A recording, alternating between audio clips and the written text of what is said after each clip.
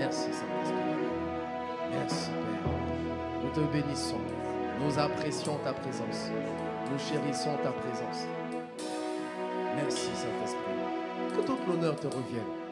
Que toute la gloire te revienne. Inspire les pensées de nos cœurs ce matin, ainsi que les paroles de nos bouches. Au nom de Jésus, nous avons prié avec action de grâce. Amen, amen, amen. Gloire à Dieu. Wow, avant de t'asseoir, salue chaleureusement ton voisin de gauche, de droite et dis-lui que la présence de Dieu, c'est doux. Alléluia.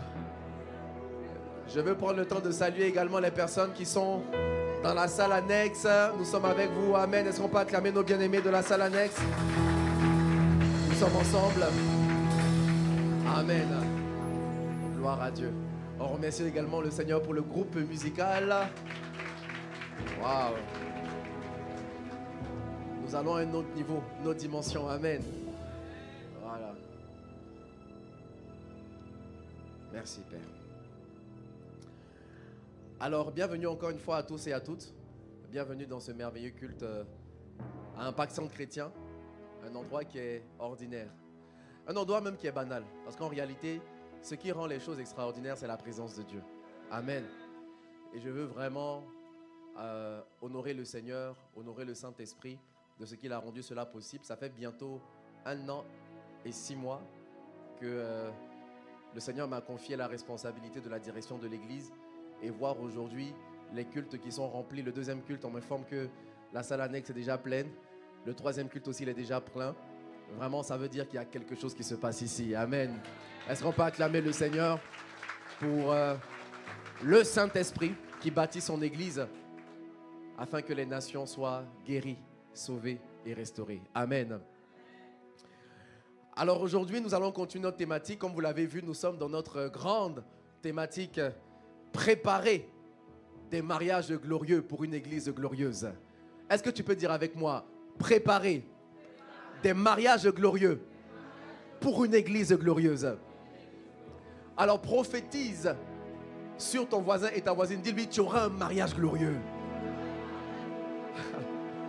Bon, il n'a pas bien compris. Regarde quelqu'un d'autre qui est plus réceptif. Regarde, il ressemble à un choco un peu. Tu n'as pas remarqué?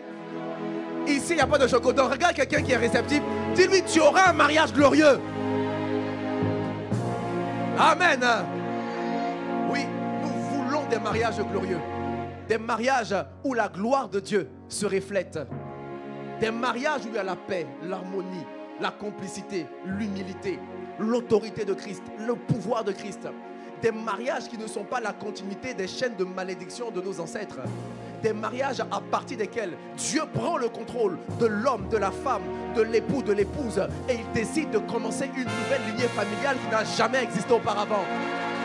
Nous sommes dans cette génération.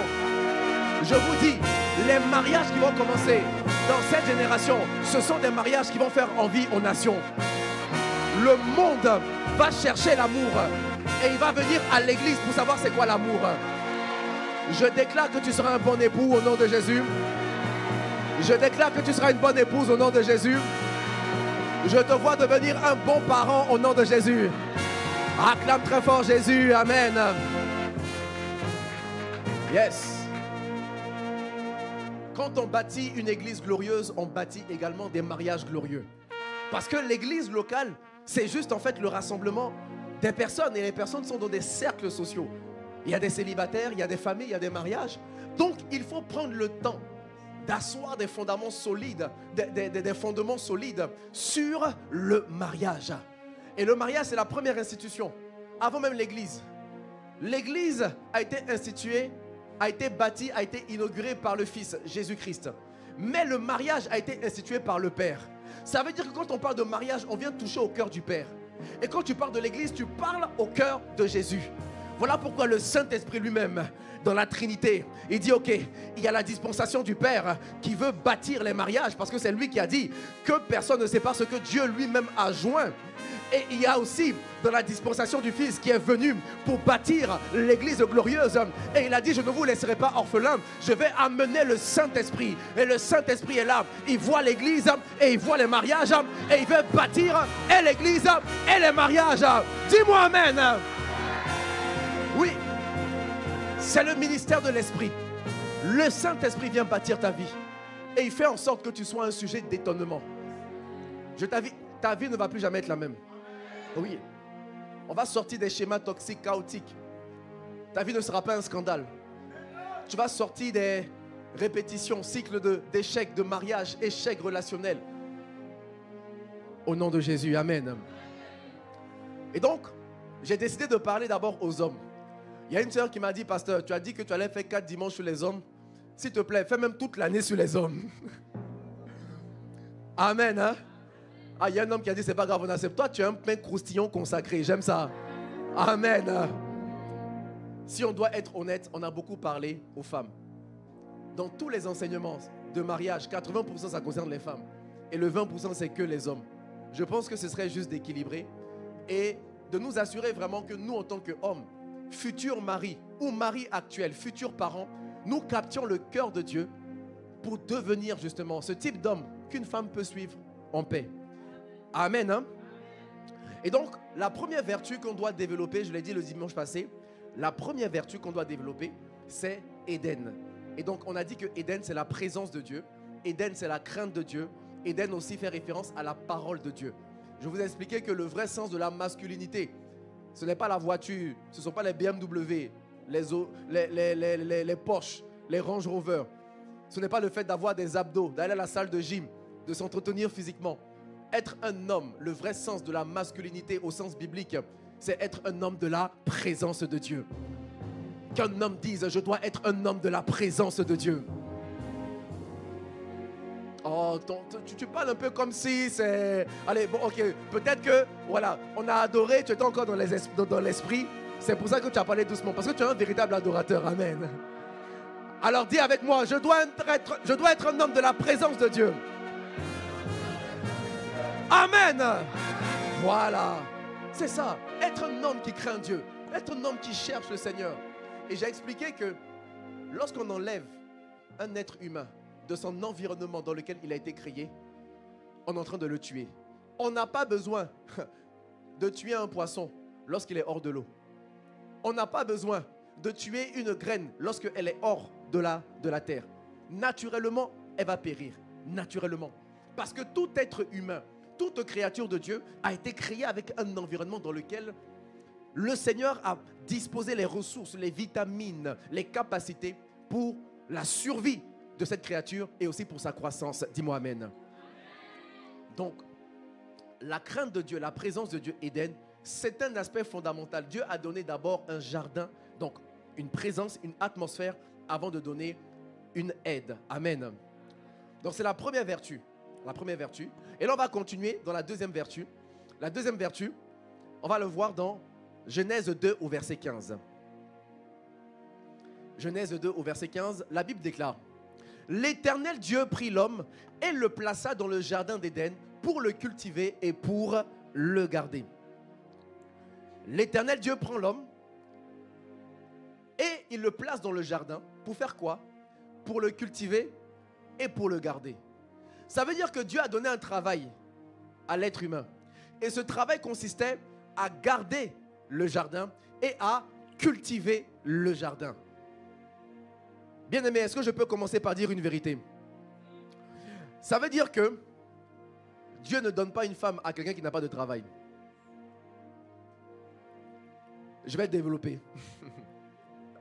Quelqu'un est en train de me dire: ah, pasteur, moi en ce moment ça galère, donc ça veut dire que je vais rester célibataire toute ma vie. Non, non, non, dis avec moi, on est ensemble. Voilà. Le travail dont il est question, vous voyez, ce n'est pas un métier. Le travail dont il est question, c'est une mission. Le travail ne concerne pas une activité professionnelle en soi. Le travail concerne la destinée que Dieu a placée dans ta vie, mon frère. Quand Dieu dit à l'être humain: reste dans le jardin, et comme travail, tu auras la responsabilité de garder et de cultiver le jardin, il n'est pas en train de lui donner un emploi à part entière. Il est en train de lui donner une charge, une fonction, une responsabilité, un appel, un mandat divin. Et donc, vous voyez, la définition du mot travail aujourd'hui n'est pas la même définition que Jésus emploie. Jean 6 au verset 27. Jean 6 au verset 27. La Bible dit, ça c'est Jésus qui parle, il dit travaillez non pour la nourriture qui périt, mais pour celle qui subsiste pour la vie éternelle et que le Fils de l'homme vous donnera, car c'est lui que le Père, que Dieu a marqué de son sceau. Amen. Donc là, Jésus est en train d'expliquer quelque chose de fondamental. Il dit de travailler non pour la nourriture qui périt. Qu'est-ce que ça veut dire la nourriture qui périt? À quoi est-ce que ça fait référence? La nourriture qui périt fait référence à tout ce qui se passe sur la terre, à tous les avantages, à tous les produits de tes efforts, de tes sacrifices, mais qui vont rester sur la terre. Parce que la Bible dit que le ciel et la terre vont passer, mais la parole de Dieu ne passera pas. Amen. Donc quand tu travailles pour un bien matériel, quand tu travailles pour l'argent, il faut dire avec moi l'argent. Dans mon corps un autre nom, on dit quoi encore? Le djé, quoi encore? Le blé, le wari. Voilà. Quand tu travailles pour toutes ces choses-là, Jésus considère que tu es au chômage. Ça veut dire que tu peux être DG d'une société, avoir un très bon salaire par mois. Mais si ton objectif c'est de travailler pour l'argent, tu as peut-être un CDI, contrat à durée indéterminée, avec beaucoup d'argent dans le mois, mais tu as un CDI spirituel, chômage divinement identifié. Le ciel dit que tu es au chômage. Les hommes disent que tu as un salaire, que tu es cadre. Et puis toi, tu vois, je porte une veste, une cravate, j'ai une voiture de fonction, j'ai un bureau de fonction. Mais rien ne fonctionne dans ta vie. Bien-aimé, imaginez Jésus un peu. Il était charpentier. On va dire il est menuisier. Mais ce n'était pas son appel. Ce n'était pas sa destinée. Imaginez un seul instant. Si Jésus n'était jamais rentré dans son appel de libérateur du monde, sauveur de l'humanité, la Bible dit qu'on l'appelle Père éternel, Prince de paix, admirable conseiller. Oh, imaginez un seul instant qu'il se résumait juste à faire de la charpenterie. Imaginez simplement sa vie. Où étaient les miracles? Les miracles étaient en lui, les guérisons étaient en lui, les morts qui devaient ressusciter étaient en lui. Le pouvoir de guérir, de restaurer, de libérer, de délivrer était en lui. Mais à aucun moment ça s'est manifesté dans son activité professionnelle. Ça veut dire que, bien aimé, le travail que tu as, ou je vais dire l'emploi que tu as, peut étouffer ton véritable appel. L'emploi que tu as peut étouffer ton véritable appel. Regardez un peu avec Moïse aussi. Moïse était un berger. Moïse était un berger. David était un berger. Mais il avait l'appel de la royauté sur sa vie. Bien-aimé, il y a plus que ça dans ta vie. Tu as une grande destinée au nom de Jésus. Je dis ce matin que, imaginez un seul instant que moi, banquier, je m'étais assis confortablement en train de faire des plans financiers, en train d'aider des gens à devenir riches. Imaginez un peu la beauté de l'appel que j'allais manquer. Imaginez un peu. Et imagine encore toi dans ta vie. Là, ce n'est pas que pour les hommes, c'est aussi pour les femmes. Imagine ce que tu manques lorsque tu te concentres simplement sur ton travail, ton emploi. Tu vis voilà, au jour le jour. Dis avec moi, il y a plus que ça. L'appel de Dieu, le travail de Dieu, ce n'est pas simplement l'emploi. Suis-je en train de dire que ton emploi ne peut pas être dans ton appel? Non. Ce n'est pas ce que je dis. Mais je dis que le plus important, tu vois, les exemples que je t'ai donnés, ils avaient exercé des emplois, mais qui n'avaient a priori rien à voir avec leur appel, leur mission de vie. La mission de vie, c'est beaucoup plus grand. La mission de vie ne se limite pas simplement à tes diplômes. Dieu peut t'appeler à faire quelque chose qui n'a rien à voir avec ton diplôme. Quelqu'un me dit amen. Tu vois? En fait, même le mot travail, tu sais ce que ça veut dire? En grec, le mot travail veut dire ergon. Ergon. Et ça veut dire se révéler. Ça veut dire se manifester. Ça veut dire s'exprimer. Quand tu vois un oiseau qui vole, Dieu dit que l'oiseau est en train de travailler. Quand tu vois un poisson qui nage, Dieu est en train de dire que le poisson, il est en train de... Quand tu vois un chat qui miaule, Dieu dit que le chat est en train de... Il est en train de manifester sa nature. Il ne fait pas exprès, tu vois. Lorsque tu vois un lion qui est en train de régner dans la forêt, il est en train de travailler. Le travail de Dieu ou la destinée, la vision, l'appel que Dieu a placé dans ta vie, bien-aimé, il n'est pas en dehors de toi, il est à l'intérieur de toi. Ta destinée, ce n'est pas quelque chose que tu poursuis, c'est quelque chose que tu exprimes parce qu'il est en toi. Il y a une différence entre le travail et l'emploi. L'emploi, c'est une activité professionnelle que tu exerces pour gagner de l'argent. Mais le travail de Dieu, c'est un service que tu fais pour impacter ta génération. C'est différent. Amen. L'emploi, c'est ce qu'on te paye pour accomplir. Alors que ton travail, c'est ce que tu es né pour accomplir. L'emploi est basé sur tes compétences. Ce que tu as appris à l'école, ton savoir. Mais ton travail est basé sur tes dons. Ce qui est inné en toi. Parce qu'il y a des choses bien aimées qui sont en toi et que tu ne sais même pas. Oui, mon frère, tu vaux beaucoup plus que ce que tu as entendu dans ta vie. Est-ce que tu sais que tu ne te connais même pas?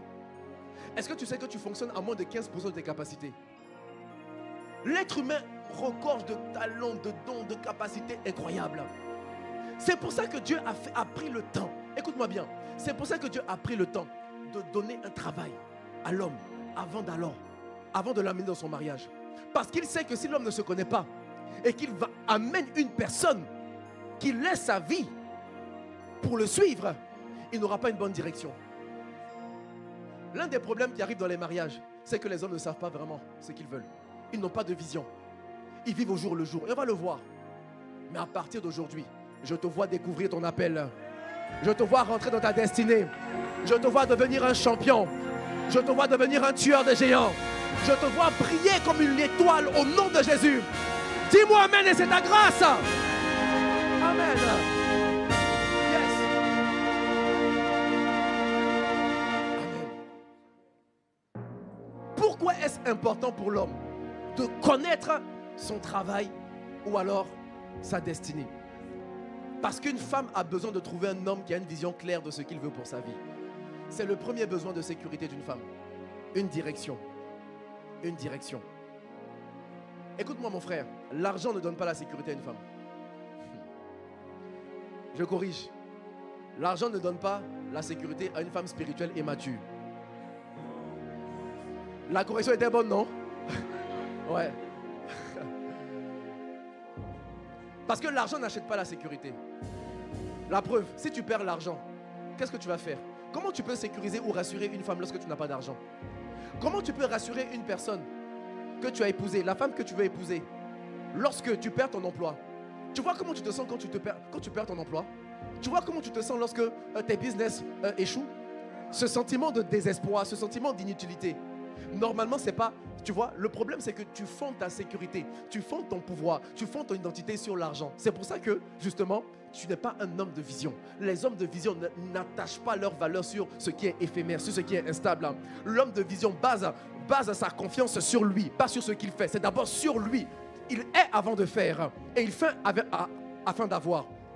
L'homme de vision n'est pas quelqu'un qui est dans l'activisme. C'est un homme qui est rempli de son identité. Il sait qui il est. Il a une vision. Il est aligné avec ses valeurs. Il sait ce qu'il va devenir. Ce n'est peut-être pas clair à 100%. Mais bien aimé, il y a un minimum de clarté à l'intérieur de toi. Il y a un minimum de connaissance de ta destinée, de ton appel. Moi, à l'âge de 19 ans, j'ai donné ma vie à Dieu à l'âge de 17 ans. Et pendant les 2 premières années de ma vie, je me bombardais de la parole de Dieu. Je voulais comprendre les Écritures. Je posais des questions à Dieu. Et il y a une question existentielle que j'ai demandée. J'ai dit, Père, à quoi est-ce que je suis destiné? Quelle est ma destinée? Quel est mon appel? Qu'est-ce que tu attends de moi? En quoi est-ce que je suis différent de mon frère? Pourquoi est-ce que je suis né?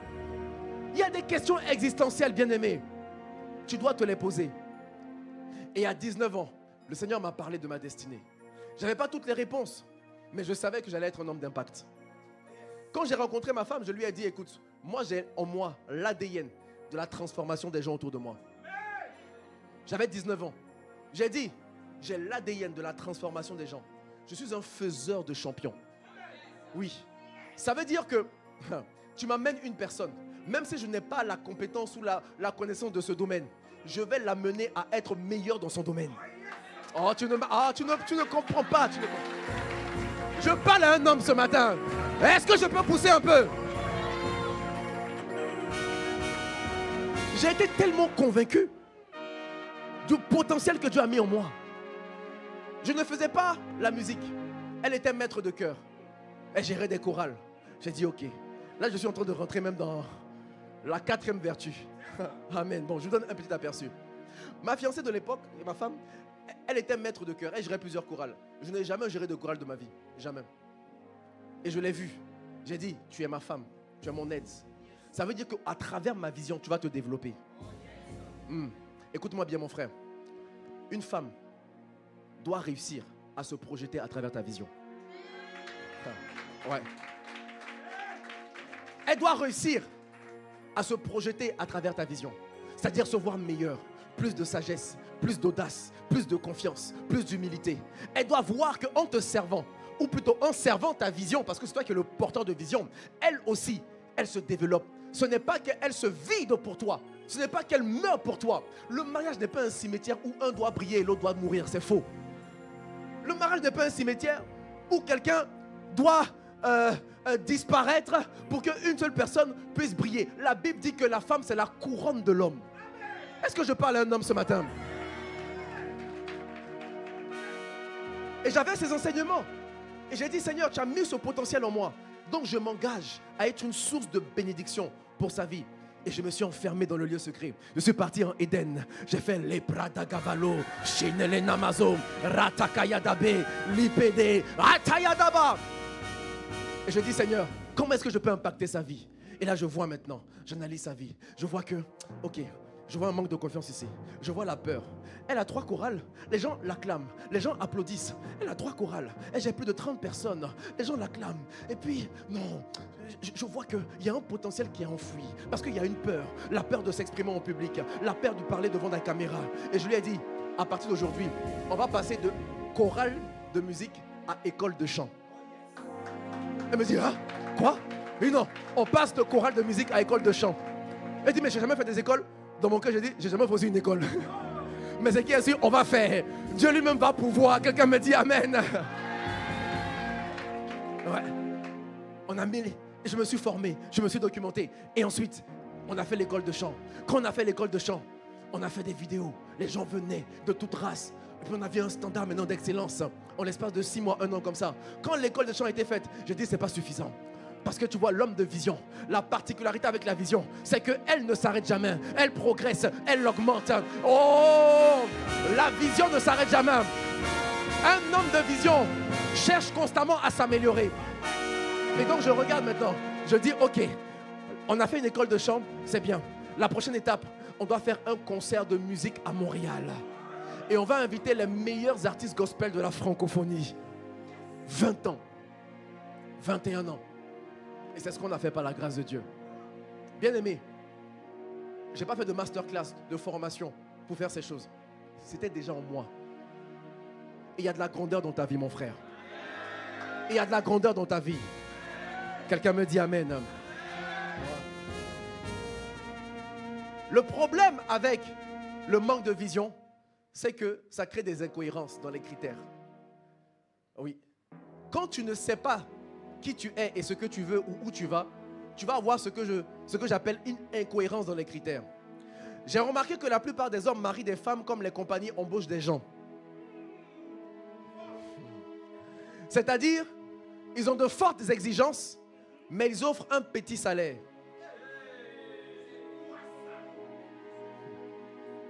Vous avez vu une offre d'emploi où on dit nous recherchons une assistante de direction.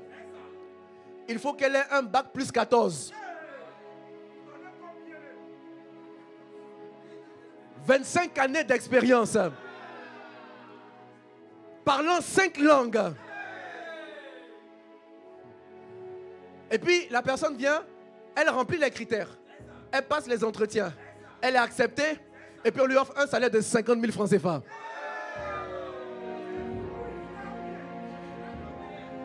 Tu vois ça? Ça là, c'est quoi? Si ce n'est pas la sorcellerie, on appelle ça comment? Et pire, on dit ouais, on veut les meilleurs employés, mais même pour payer le salaire, tu prends 2-3 mois de retard. 2-3 mois de retard. Les gens sont obligés de se battre pour avoir leur dû. Écoutez-moi bien, il y a des femmes qui sont obligées de se battre pour avoir leur dû dans le mariage. Le respect. Quand une femme se bat pour avoir le respect, quand une femme se bat pour avoir l'attention de son mari, quand une femme se bat pour être écoutée, quand une femme se bat pour éviter que tu la mettes en compétition, avec ta mère, avec tes frères, avec ta soeur, tu es en train de créer un désordre. Tu es en train de créer un désordre. Tu veux le mariage, tu veux une femme, tu veux honorer une femme, tu veux avoir des enfants. Mais il y a une incohérence dans tes critères et dans tes besoins parce que tu n'as pas été calibré sur une bonne vision de vie. La Bible dit, je lui ferai une aide semblable. C'est pour réaliser justement la vision. On n'aide pas quelqu'un qui ne sait pas où il va. On n'aide pas quelqu'un qui ne fait rien dans la vie. Il y a une forte incohérence. Il y a des hommes qui veulent des femmes qui restent à la maison pour s'occuper des enfants. Et puis ils sont frustrés quand elles leur demandent de l'argent. Mais tu ne veux pas qu'elle travaille.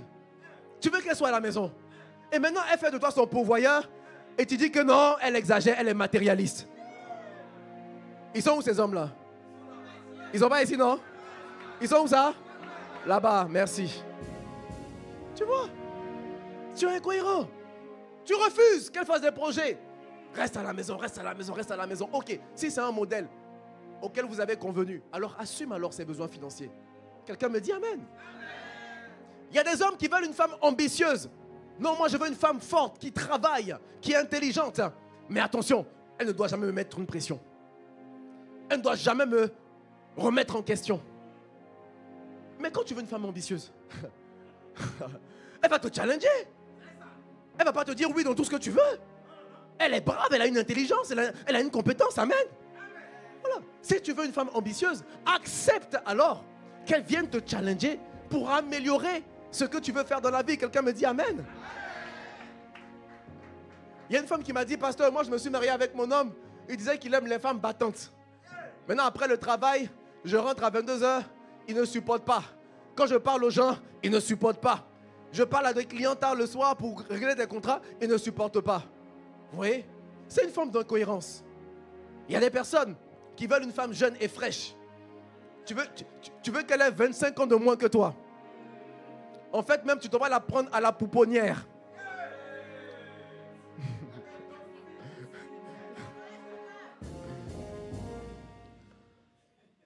Et tu veux qu'elle soit jeune, fraîche, et en même temps, qu'elle ait la sagesse d'une maman pour gérer un foyer. Tu te plains, elle ne s'est pas préparée, elle ne sait pas gérer 14 000 tâches en même temps. Mais accepte le fait que sa jeunesse fait en sorte qu'elle ne peut pas tout savoir. Amen. Sois patient, montre-lui comment faire. Amen. Il y a une incohérence. Vous voyez, les gens ne savent pas, ils ne connaissent pas leur vision.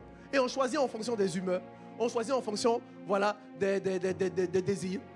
Tu veux une femme qui est très belle alors que tu es hyper jaloux. Tu peux supporter? Tu veux une femme qui a un gros garage et puis un gros derrière. Et puis quand elle marche simplement, on lui fait des compliments, tu lui dis, tu le connais? Cette parole! Une femme m'a dit, pasteur, je ne sais pas pourquoi, mon mari, je ne sais pas moi, il pense que je drague tous les frères de l'église. Mais c'est normal. Il y a des femmes qui sont belles de figure. Si toi aussi sais que tu es beau de figure, mets-toi avec une femme belle de figure. Si tu sais que tu ne peux pas supporter et que tu seras possessif, frère, par rapport à ta vision, il faut choisir la paix. Touche quelqu'un, dit choisissons la paix, choisissons la paix. Oui. Tu vois. La vision règle le problème de critères, tant pour les hommes et aussi pour les femmes. Il y a un autre point également pour la vision. La vision développe l'esprit de leadership. La vision développe l'esprit de leadership. Les femmes n'aiment pas les hommes qui ne prennent pas d'initiative. Ah, je peux le dire, je l'ai observé. Les femmes ont horreur des hommes qu'on doit toujours pousser, qu'on doit toujours booster. Les femmes n'aiment pas les hommes qui ne prennent pas les devants, qui sont toujours là à réfléchir, mais pas d'action concrète. Ils peuvent rester là dans un concubinage pendant 150 ans. Ils te font des promesses et puis ils disent, bon, on va voir, Dieu pourvoira. Il n'y a pas d'audace, il n'y a pas de courage. Bien aimé, sachez que l'absence de prise d'initiative, ce n'est pas simplement un défaut. C'est la révélation en fait d'une insécurité émotionnelle. Premièrement chez vous, mais ça s'amplifie aussi chez la femme. Un homme de vision prend les devants. Il propose des solutions. Il donne un cap, même lorsqu'il y a l'insécurité. Ce n'est pas qu'il a la réponse à tout, mais au moins il est combatif. Il cherche, il réfléchit. Il essaie de s'améliorer. Comme je l'ai expliqué tout à l'heure. J'avais jamais fait des cours de musique. J'avais jamais organisé des événements dans ma vie. Mais parce que j'avais cette vision-là, j'avais des objectifs clairs à atteindre. Je me suis dédié à l'amélioration. Je me suis dédié à la gestion des événements. Je me suis formé sur le tas. J'ai eu des mentors. Quelqu'un me dit Amen. Amen. Voilà. Donc un homme de vision, c'est un homme qui prend des initiatives. Il n'est pas statique en fait. Il n'est pas statique. Et puis, imagine, lundi, ta chérie te demande, chérie, on fait quoi? Tu dis, ah, ce que tu veux. Mardi, chérie, qu'est-ce qu'on fait? Ce que tu veux. Mercredi, chérie, qu'est-ce qu'on fait? Jeudi, qu'est-ce qu'on fait? Vendredi, chérie, on fait quoi? Samedi encore, qu'est-ce qu'on fait? Là, peut-être, elle espère que le dimanche, bon, tu vas prendre une initiative. Dimanche, chérie, on fait quoi?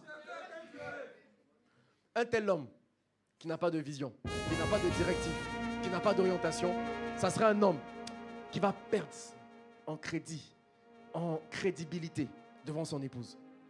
Il y a un frère qui est venu me voir une fois et puis m'a dit, pasteur, j'ai invité une cheminante au restaurant et puis je ne comprends pas pourquoi. Est-ce qu'elle a décliné mon invitation? Je dis, explique-moi. Il me dit, je suis allé la voir, j'arrive devant chez elle et puis je lui dis, bon, sœur, on va dire quoi, elle s'appelle Margaret. Sœur Margaret, je suis venu, comme je t'ai promis, allons au restaurant. Et puis, elle sort, le taxi est là, le Yongo est prêt. Elle lui demande, on va où? Elle dit, bon, ce que tu veux. Et c'est là qu'il demande, tu veux manger quoi? C'est là qu'il demande, hein. Elle dit, ben oui, j'avais prévu de te faire sortir, mais je ne savais pas quel restaurant choisir. Et je dis, c'est-à-dire, tu te déplaces, tu as le courage de sortir de chez toi, traverser la ville, aller devant chez elle. Elle-même, elle s'est habillée, jolie pain croustillante comme ça. Et c'est la même, tu lui dit que je ne sais pas où est-ce qu'on va aller. J'avais juste l'intention de te faire sortir. Et puis c'est toi qui vas choisir le restaurant. J'ai dit non, attends, viens. Je dis, tu sais, là, j'étais obligé de faire un coaching parce que ça l'a découragée et puis la soeur, elle n'a plus répondu à ses messages. Tu vois? Alors, je ne sais pas si elle a bien fait, peut-être qu'elle aurait pu être aussi patiente. Voilà. Parce qu'on va arriver aussi chez les femmes. Hein. Dans quelques dimanches. Dis avec moi, chacun va passer son tour. Amen. Et donc, je lui ai dit, mon frère, tu ne fais jamais ça. Même si tu ne sais pas, tu prends les initiatives. Ce que j'aurais fait à ta place, soit je choisis le restaurant et puis je lui dis on y va, ou soit pour lui montrer que j'ai peut-être, pour lui donner l'impression d'un faux choix. Je lui dis bon, j'ai pris le restaurant A, là-bas c'est une cuisine africaine, et puis le restaurant B, là-bas c'est une cuisine asiatique. Donc selon tes humeurs chérie, je te laisse décider. De toute façon, j'ai réservé dans les deux restaurants. C'est pas Roi qui est là. C'est pas Roi qui est là.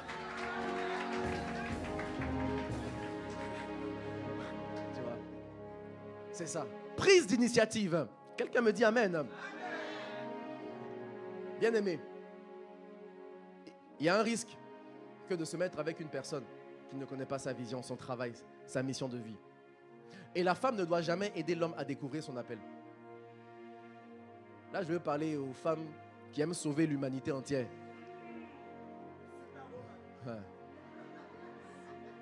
Il y a une femme qui est venue me voir une fois et puis elle m'a dit, pasteur, je suis frustré, je vais arrêter la relation avec mon gars. Je lui ai dit, qu'est-ce qui se passe? Elle me dit que c'est quelqu'un qui galère. Pourtant, il a beaucoup de potentiel. Je le booste, je l'encourage, je crois en lui. Et je l'ai même aidé à refaire son CV. Moi-même, j'ai pris son CV, je suis venu, j'ai corrigé son CV.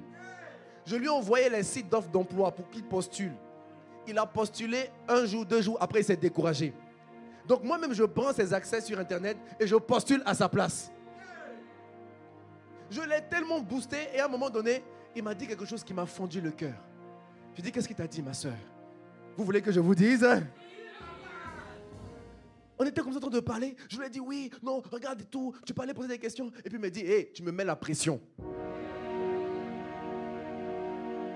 Goum, un cadeau comme ça. Elle est venue, elle m'a dit, non, il ne me respecte pas. Je fais tout ça pour lui, mais c'est pour son bien que je fais. Et il ne me respecte pas. Et là, je lui ai posé une question. Dis avec moi une question. Je n'ai pas posé 4 questions, je n'ai pas posé 6 questions. J'ai dit combien? Je lui ai dit, qui t'a envoyé?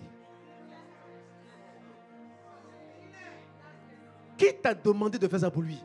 Est-ce que lui-même, il est venu te dire, chérie, il faut m'aider à postuler? Non. Tu as fait tout ça pourquoi? Qui t'a envoyé? Regarde quelqu'un, il faut lui demander qui t'a envoyé. J'ai connu des sœurs qui se sont endettées comme ça. Tu as vidé ton compte bancaire. Bon, je ferme la parenthèse, j'ai pas envie de réveiller des traumas. Tu as fait des choses vraiment inimaginables pour quelqu'un qui t'a rien demandé. C'est le syndrome de l'infirmière. On n'aide pas une personne qui n'a pas de vision. On aide une personne à accomplir sa vision. Voilà pourquoi l'une des astuces que je donne souvent aux femmes mariées, lorsque ton homme ne sait pas ce qu'il veut faire dans sa vie, ne lui dis pas, fais ça, fais ça, fais ça. Fais tout. Prie pour lui, premièrement. Okay? Et deuxièmement, fais tout pour le connecter à une voix masculine. Parce que l'homme, son monde, c'est l'ego, c'est la performance. Lorsque tu vas lui dire ce qu'il va faire dans sa vie, à un moment donné, il va se sentir diminué. Il va se sentir materné. Et toi-même, tu vas lui manquer de respect. J'ai vu, on était dans un restaurant, je parlais avec des personnes, un couple, et puis la femme, à un moment donné, elle a dit, c'est toujours comme ça, tu ne comprends rien dans ce qu'on te dit. Elle parle comme ça. Sur un échange, un débat, et puis elle dit, oh non mais tais-toi, de toute façon tu ne comprends rien quand on parle. C'est toujours comme ça avec toi. Tu es sourd ou quoi? Tu te comportes comme un enfant. Mon petit frère est plus mature que toi.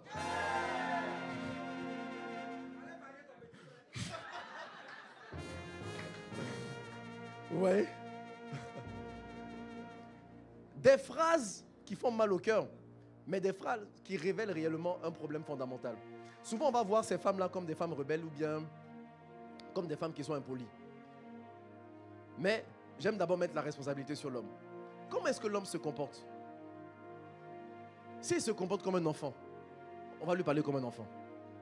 Mon frère, si tu te comportes comme un enfant, si ta fiancée, ta cheminante, elle doit être derrière toi, comme une maman qu'on est en train de poursuivre, qui poursuit son enfant, qui est en train de faire des erreurs. Où est mon chéri? Est-ce qu'il n'est pas en train de faire des erreurs? Où est mon mari? Tu vois? Ne sois pas materné par quelqu'un. Sois responsable. Généralement, les femmes, lorsqu'elles voient quelqu'un qui ne fait pas ce qu'il est supposé faire, la nature féminine va faire en sorte qu'elle va faire cette chose-là. Elle va prendre une place qui n'est pas la sienne. Et c'est de là que commence vraiment le chaos, le manque de respect, le désordre. Amen. La vision est tellement importante. Voilà pourquoi je me permets de faire cette vérité. Est-ce que je peux avancer un peu ce matin? Les femmes, serrez un peu vos cœurs. Je vais annoncer quelque chose qui risque peut-être de vous déranger. Amen. La vision de l'homme est plus importante que sa femme.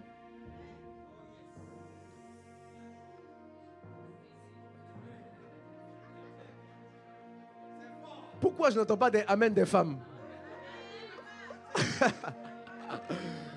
Vous n'avez pas bien compris? De répéter? Je dis, la vision de l'homme est plus importante que sa femme.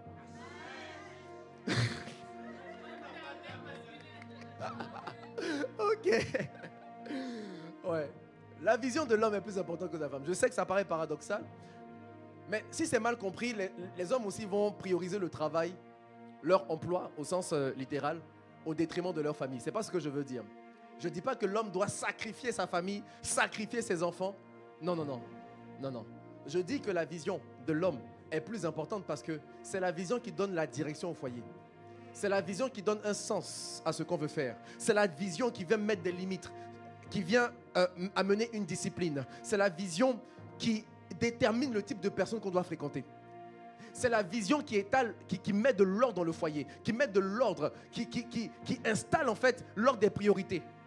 La vision, tout part de la vision. C'est pour ça que Dieu a donné la vision à l'homme avant d'abord de lui donner une femme. C'est en ce sens-là. Donc il y a un équilibre, oui, c'est vrai, à avoir par la sagesse de Dieu. Mais la vision est plus importante. Bien aimé, ta destinée. C'est pour ça que même le mariage, c'est un véhicule de transport qui te permet de partir quelque part. Le mariage te permet d'accomplir une destinée. Le mariage n'est pas une fin en soi. Ne regarde pas le mariage comme un terminus et puis tu as dit, je me suis marié, je peux avoir des enfants et c'est tout. Non, il y a beaucoup plus grand que ça. Amen. Voilà pourquoi je veux te donner quelques questions. On aura l'occasion de le voir aussi à la veille des hommes. Il y a 5 questions qui te permettent de découvrir ta destinée. Je te partage la première question. Et cette question aussi pourra être utile aux femmes. La première question, c'est qu'est-ce qui te révolte? Qu'est-ce qui te révolte dans la vie? Qu'est-ce qui te met en colère? Qu'est-ce qui te fait pleurer? Qu'est-ce qui fait en sorte que ton cœur est brisé? Qu'est-ce qui fait en sorte que le soir, quand tu repenses à cet événement, tu as juste une frustration. Tu te sens misérable. Tu n'as pas la paix. Tu peux avoir l'argent. Tu peux avoir un copain. Tu peux avoir une copine. Tu peux avoir des avantages que les gens même convoitent. Mais à l'intérieur de toi, tu sais que tu n'es pas la personne que tu es censé devenir. À l'intérieur de toi, tu te dis non mais je ne peux pas laisser ce problème, ça me dérange. Il faut que quelqu'un apporte une solution. Il faut que les choses bougent. Il y a trop d'injustice, il y a trop de désordre, il y a trop de légèreté, il y a trop de personnes qui meurent dans la rue, il y a trop de jeunes qui sont sans repère, il y a trop de personnes qui n'ont pas d'avenir parce qu'ils n'ont pas de formation, il y a trop de personnes qui sont remplies de potentiel, il y a des sportifs, il y a des footballeurs, ils sont remplis de talent, mais quand je les vois comme ça, mon cœur est fondu parce que je sais que s'ils avaient juste un accompagnement, un encadrement, il y aurait plusieurs Didier Drogba en Côte d'Ivoire. On n'est pas tous émus par les mêmes choses, mais il y a quelque chose en nous qui révèle la mission, la destinée, le travail que Dieu a mis dans ta vie. Qu'est-ce qui te révolte? Moïse avait un appel de libérateur de ses frères. Et c'est pour ça que, même sans avoir rentré, sans avoir commencé son appel, il a tué un Égyptien qui voulait se prendre, justement à ses frères juifs. Traduis tes frustrations en intercession. Et c'est quand tu auras cette permanence-là dans l'intercession, quand tu vas persévérer dans la prière, que là tu vas découvrir ta vocation. Amen. Tu vois? Il y a des personnes, tu es en colère quand tu vois des logements insalubres. Tu es en colère quand tu vois des personnes qui vivent dans la rue. Ça peut réveiller un travail de destinée, d'urbanisme, d'architecte, entrepreneur social, bâtisseur de refuge. Il y a des personnes, tu es en colère quand tu vois la laideur ou le manque d'originalité ou de beauté dans ce monde. Tu as un appel de la créativité, tu es un artiste à l'intérieur de toi. Ça peut être un styliste, un influenceur, un décorateur, un designer. Quand tu vois que les vêtements sont faits de manière générale, il n'y a pas d'unicité, il n'y a pas de cachet d'excellence. Ça te gêne en fait. Ça réveille un appel. Est-ce que tu sais que même la Bible regorge de révélations de destinée? Tu sais que tu peux lire même la Bible en fonction de ta destinée? Si tu es quelqu'un qui est un couturier, tu es dans le domaine de la mode, tu peux voir la mode à travers la Bible. Tu peux voir que Dieu est le premier couturier. C'est lui qui a couvert la nudité d'Adam et Ève. Premier couturier. Si tu aimes la cuisine, tu peux voir la Bible comme une histoire de nourriture et de gastronomie. Par la nourriture, le péché est rentré dans le monde.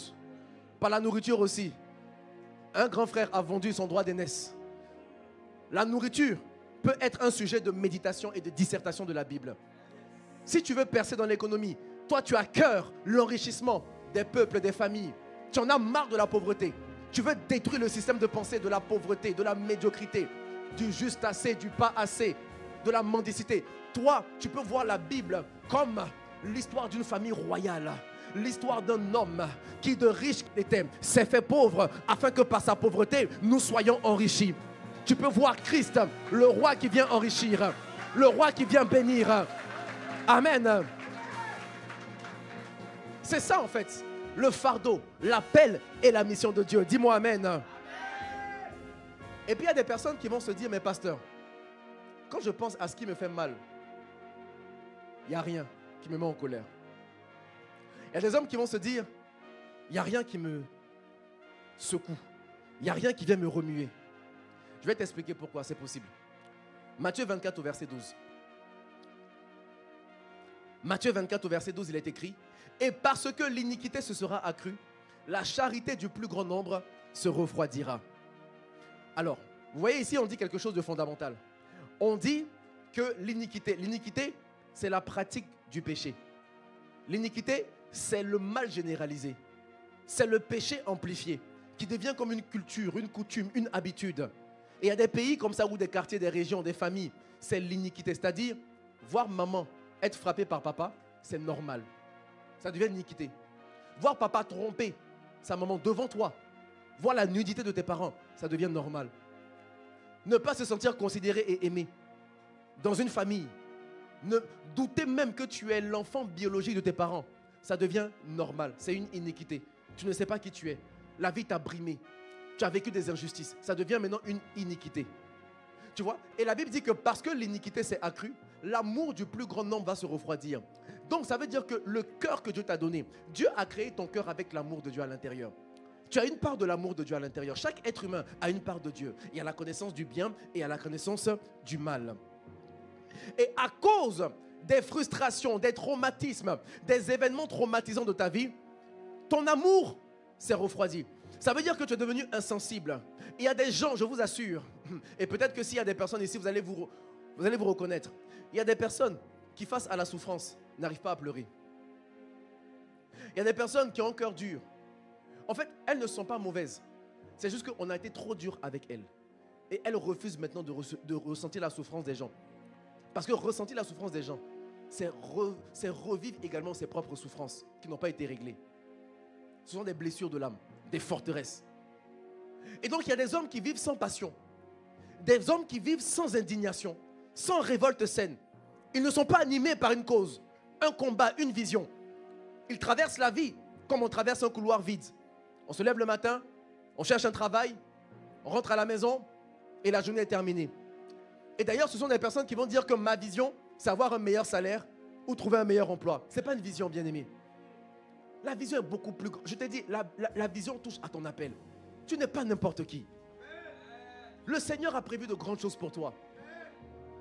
La vision touche à l'impact et à l'influence. Au moins d'un quartier, au moins d'un quartier. Vous voyez? Donc ce sont des personnes, on a volé la soif de Dieu. On a volé ton potentiel. On a volé ta destinée. On a volé à travers le cœur. On t'a rendu insensible. On t'a rendu insensible. Et il y a plein d'hommes comme ça. Vous vous êtes réfugiés dans le réalisme et dans la prudence. Vous ne prenez pas de risques. Chérie, on se met ensemble. On achète un terrain. On construit. Et puis, la vie est belle. Bien-aimé, tu peux avoir beaucoup plus que ça. Je veux réveiller la vision de quelqu'un ce matin. Il dit, ne crains point, petit troupeau. C'est le bon plaisir de ton roi de te donner le royaume. Tout est possible à celui qui croit. Quand tu n'as pas de vision, quand à l'intérieur ton cœur est fermé, tu refuses de souffrir davantage. En fait, ce sont des personnes qui ont appris à survivre et pas à vivre. On survit, mais on ne vit pas à l'intérieur. Ce qui fait qu'on compense, on cherche juste des postes qui vont nous donner un semblant de réalisation. Et c'est là que la frustration maintenant des femmes de vision va commencer. Parce qu'il y a des femmes qui ne sont pas dérangées à être avec des hommes qui n'ont pas de vision. Mais de plus en plus, vous allez voir qu'on a des femmes de vision. Des femmes qui savent qu'elles aussi, elles veulent réaliser des choses. Des femmes qui veulent participer à l'histoire. Des femmes qui ne veulent pas juste lire l'histoire. Des femmes qui ne veulent pas juste faire du mariage un cimetière ou bien un terminus. Des femmes qui ne se disent pas avoir des enfants, c'est le summum. Des femmes qui ne se disent pas oh, j'ai la bague au doigt, c'est bon, je suis comblé. Il y a des femmes aujourd'hui qui se disent ma vie doit compter. Ma vie doit compter comme Esther. Je peux changer des nations moi également. Je peux changer la destinée de mon pays moi aussi. Il y a des femmes qui ne se limitent pas simplement au mariage, mais il y a des femmes qui ont compris que le Saint-Esprit est en elles. Elles peuvent évangéliser, elles peuvent devenir des bergers, elles peuvent devenir des prophétesses, elles peuvent devenir des camps. Je pensais que je parlais de toi. Oui, elles ont compris que le Seigneur ne fait pas exception de personne. Elles ont compris qu'elles aussi, elles peuvent être des témoins de Jésus-Christ. Et c'est là, maintenant, le problème. C'est que toi, tu es un bon homme. Franchement, tu es sympa. Mais toi, ta vision, c'est avoir un emploi, avoir de l'argent, aller à la maison, payer le loyer, payer la facture, et puis c'est terminé. Et tu ne vas pas comprendre pourquoi est-ce que dans le cœur de ton épouse, elle aspire à plus. Tu vois, Tu travailles dans la même entreprise depuis 3 ans. Fais le bilan. Quelle est ta situation financière aujourd'hui? Et en quoi est-ce que c'est différent de ta situation financière d'il y a 3 ans? Fais un bilan. Qu'as-tu construit? Quels sont les projets qui sont sortis de toi? Si tu vois que ça te fait mal de réaliser que tu as travaillé, tu as eu 4 emplois en l'espace de 3 ans, 4 ans, ou tu as travaillé dans la même organisation, tu es directeur, cadre, peu importe, et que tu fais le bilan de ta vie, qu'est-ce que tu as construit? Quels sont les projets qui sont sortis de toi? Qu'est-ce que vous avez mis ensemble en commun? Qu'avez-vous épargné? Dans quoi avez-vous investi? Quelles sont les histoires, les témoignages, les anecdotes, les miracles, les signes, les prodiges? Il y a quelque chose qui doit sortir de ton mariage. Et une femme de vision le sent. Et à l'intérieur, elle soupire pour que toi, tu puisses te lever et justement lui donner la direction.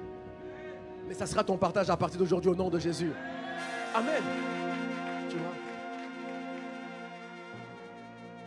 Alors, je vais demander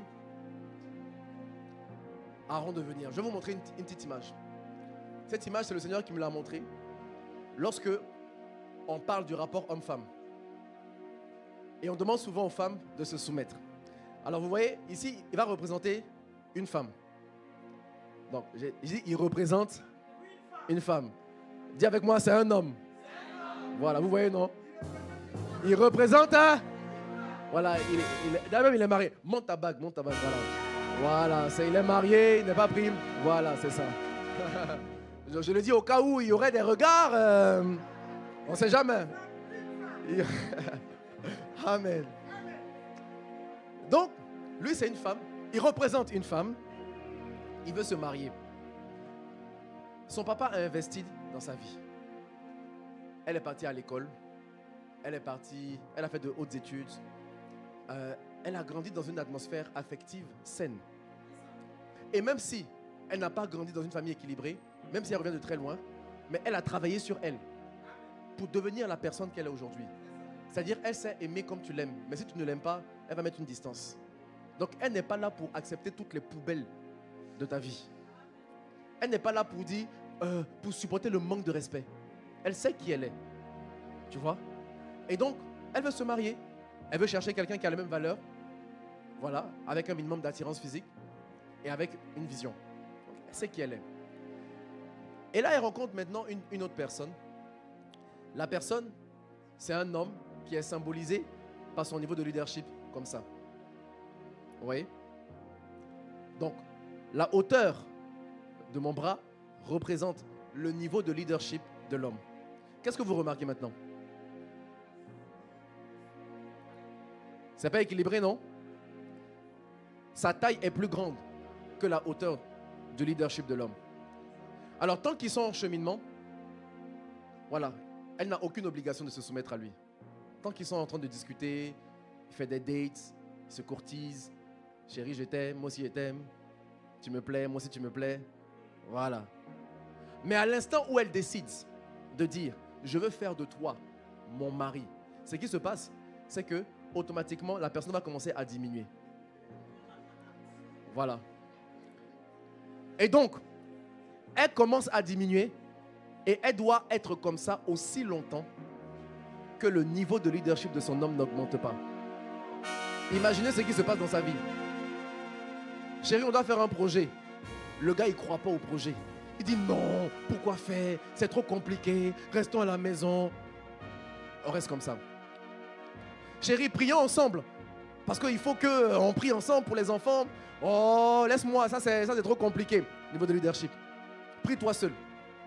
Chérie, est-ce que tu peux par exemple m'aider? Je suis fatigué. Est-ce qu'on peut attendre un peu? Parce que je suis fatigué pour le soir là. Tu vois ce que je veux dire, non? Je suis trop fatigué pour le soir. Lui, il dit, le corps de la femme n'est pas pour la femme. Le corps de la femme appartient à l'homme. Et donc, à chaque fois qu'elle lui dit ça, voici son niveau de leadership. Lui, il ne grandit pas. Mais le niveau de leadership. Et parfois même, il y a des niveaux de leadership qui descendent. Mais je ne vais pas descendre là parce que...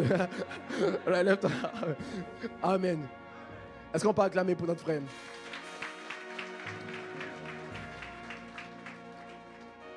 Vous avez vu un peu ce qui s'est passé? Est-ce que vous avez déjà essayé de vivre sous une table? Regardez un peu les mamans qui vont souvent au village. qui vont au marché, qui portent des poids sur leur tête, des sacs, des gros sacs. Elles sont obligées de se courber comme ça. C'est ce qui se passe. Il y a des mariages qui rendent les femmes courbées. Et puis il y a des hommes qui ne se questionnent pas sur leur niveau de leadership. Et ils disent, femme, sois soumise à ton mari. À chaque fois, mon frère, écoute-moi bien, tu ne peux pas exiger la soumission tant que tu n'as pas démontré ton sacrifice. Tu ne peux pas exiger la soumission tant que tu n'as pas démontré ta capacité à te livrer pour ton épouse. En soi, l'amour ne consiste pas à partager ses sentiments, mais l'amour démontre que pour elle, tu peux mourir. Et mourir, c'est renoncer à soi. Et à chaque fois que tu renonces à toi, Dieu augmente ton niveau de leadership. C'est ce que ça veut dire? Ça veut dire que tu dois apprendre à sortir des stéréotypes de rôle dans le couple. L'homme ne doit pas préparer. L'homme ne peut pas attacher la chaussure de sa femme parce que ça fait un genre. Qui a dit ça? Dites, donne à ton voisin, qui a dit ça? C'est écrit où? Quand un homme dit à sa femme qu'il l'aime de manière verbale, oh, les femmes d'Abidjan là, dès que disent je t'aime, elles vont te manquer de respect. Je ne parle pas des autres femmes, je parle des femmes spirituelles et matures. Quelqu'un me dit amen. Démontre ta capacité à mourir et à te sacrifier pour elle. C'est comme ça qu'on augmente son système de leadership. C'est ça le travail. Je termine en disant ceci, bien aimé. Dans la pensée de Dieu, Dieu a voulu en fait que le développement de ton épouse ou de ta future épouse passe par toi. Ouais. Dieu a voulu que le développement, la croissance de ta future épouse passe par ta vision. C'est pour ça qu'il demande de se soumettre et de respecter. Mais si tu ne t'engages pas à grandir également, si tu ne t'engages pas à être un homme qui inspire le respect, pas un homme parfait, non, mais un homme qui inspire le respect. On respecte des personnes par leur valeur, leur capacité à se donner. La personne que je suis aujourd'hui est différente de la personne que j'étais il y a 14 ans, que j'ai rencontré ma femme. Je ne suis pas la même personne.